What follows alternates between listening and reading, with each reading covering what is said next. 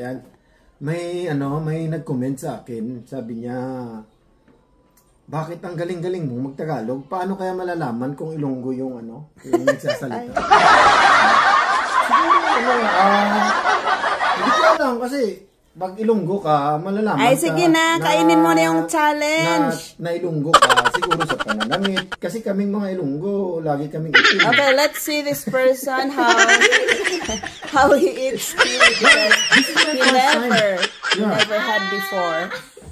Ang hirap niyang pakainin ng vegetables, tsaka fruits. Isa lang, baby. Isa lang. No, only one.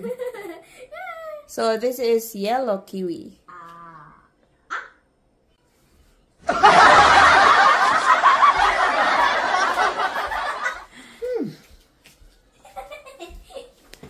Yan po ang itsura ng hindi kumakain ng maasim. Oh, you have to finish it all. No, it tastes like chicken.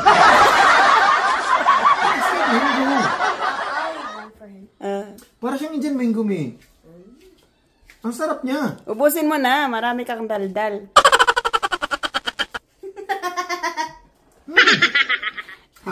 This is the challenge for the night. Habang tumatagal, sumasarap. Sumasarap. Ganun pala yun. Umaasim. I actually don't eat kiwi very well too. Really? Yeah. Is this your first time? Or? Not first time. No, you had already. Yeah, I had some. No, this is my first time. And I really don't like this kind of fruits. It's yellow like a The green one is... Much bitter? Or No. Mas sour? maasim. Sour? How do you eat that, baby? Okay. Sige nga. Come on, hurry up. Mommy, I ate one. No, mana sa akin to eh. Ilongga ka, no? Gapagwapa ka nga daan. Pareho sa Lagot. Lagot. Sino ang pangit? Sino ang pangit? Si Mami? Sino ang pangit? Paguntugin ko kayong No. Wala. Wala. Walang pangit. Bakit? Lahat? Lagot ka. Lagot ka! Lahat maganda. Walang I eat your thing! Hurry up! No, you have to finish That's a that. challenge. I like two for you. It's a lot. And I will have the 3. No, No, I will have those. 1, 2. Anong 1, 2? Sir. Come on, help me. Go there, Shad, and help. Come on, alright. Manila. 2, 4, 6. Okay, 3 each. Itong dalawa kasi na to, hindi sila palakain ng prutas. Hindi kami kumakain ng prutas. Tingnan mo yung mga balat namin. Pareho sila ng skin. Magaspang yung mga skin namin kasi hindi kami kumakain ng Ganyan talaga kasi pag Ilonggo ka, mahirap alaman, dahil sa pananagalog mo, mahirap malaman kung Ilonggo ka talaga. Ang kasi intonation mo man ay Ilonggo. Depende yan. Minsan nalalaman. Oh, okay. Bye, everyone. The other one is coming up. He's not wearing anything. Bye, guys. Bye. Lagot! Uy, dali na. Ubusin na yan. Shad, you have to help. I ate one! It's over there in the trash can. Pero seriously, malalaman kung Ilonggo ka na marunong ka magtagalog, malalaman nila na Ilonggo ka dahil sa pagkain. O kaya minsan sa paglalakad.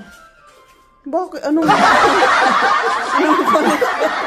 lagot ka? Anong connection ng paglalakad ng Ilonggo at Tagalog? Kasi ang mga Ilonggo, magaling talaga magtagalog yan. Hindi yan malalaman. Ano yung paglalakad? Minsan sa mga damit, puro kami sinusuot ng itim na damit. Hindi. Tapos, papalit kami ng damit, pero itim pa rin yan. Lalo na pag mga ukay-ukay, mga portogalom, mga hings. Ano kayong connection doon sa... Diyan mo malalaman ang marunong magtagalog na Ilonggo siya. At sa pagkain, tingnan mo, ang mga Ilonggo hindi kumakain ng kiwi. Kumakain. Dahil walang TV yata. Oy, ano kayo dyan, mga Ilonggo, mag-comment kayo. Puro kami Mamaya. paho. Yan si Lilo yan. Hindi daw kumakain ng hindi There are ah. 38 cows, 28 chicken. How many is that? The other one died. 38 cows eat chicken. Oh, what is Jacob doing? 28. So, yung 20 cow kumain. Ano yung so tanong niya? There are 30 cows. 28 chicken. 28. 20. 20. 28 chicken. How many 20. left? Siya, there are 20. 20. Is it 20? 20? Wait. Nakailan pa lang to. Puro ako umubos. No. There were 6 left, Shad. Yeah. You're supposed to have 3. Dinadala niya lang sa istorya ba? Akala niya, hindi ko alam. Pali, you have 3 more. I ate all my part. Pali na, ang aslom na. Okay. Kaya sa lahat na hindi pa nakasubscribe at nakafollow sa amin, please subscribe to Romel Korea in our YouTube channel. And please like and share and follow our Facebook, Romel De La Cruz, and try to visit our RG online shop and screenshot something if you want to buy. Bye.